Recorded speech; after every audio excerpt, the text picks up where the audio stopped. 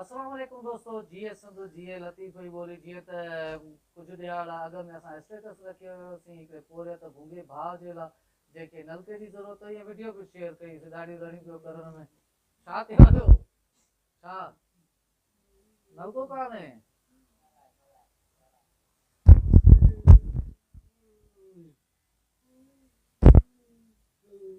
तूं तूं मूंसां वॾी हालत कई आहे। ही शख़्स हाणे न मूं वटि मोबाइल नंबर हुयो, हाणे वीडियो त शेयर कईसीं। ही भाउ बि ॾिसो असांजे सिरवा दोस्त, हिननि हिनजी वीडियो रिकॉर्ड करे मूं ॾे मोकिली। हाणे मूं वटि नंबर बि कोन हुया, राति जो न पिया अचनि, ॾाढो परेशान हुयुसि।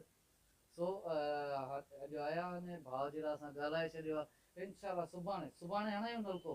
हा सुभाणे इनशाला न ॿिए ॾींहं इनशाला सुभाणे तोखे नलको लॻी वेंदो तुंहिंजो। हुनखे दुआ त कंदे न, जीअं भाउ तव्हांखे मोकिलिया पैसा मोकिलिया, हुनखे दुआ करे।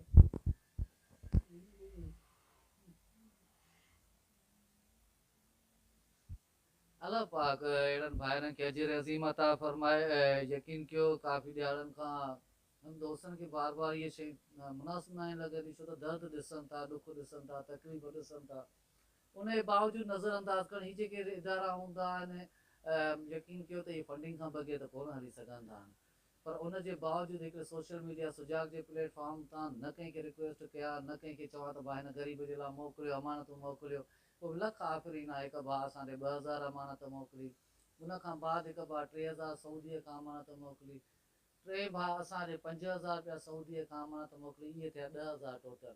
10,000 टोटल खां बाद बि परेशान हुयुसि। हाणे ॿिया बक़ाया 6-7,000 रुपया काॾों आणियूं, छो धिको वग़ैरह ॿुधाए जेकॾहिं पोइ जॾहिं किथां बि आसिरो न थियो त साॻिए ई भाउ जेको हमेशह ग़रीब मिसकिननि जी ख़िदमत कंदो रहंदो आहे, यूके वारो भाउ, उन अमानत मोकिली असांजे हिन भाउ जा 7,000 रुपया, जंहिंखां बाद असां वटि अमानत जमा थी वई 17,000। इनशाला सुभाणे ते हिन भाउ खे नलको हणाए ॾींदासीं। रब पाक सभिनी भाइरनि खे अजर अज़ीम अता फरमाए। जिते हुजनि, शाद हुजनि, आबाद हुजनि, महिरबानी।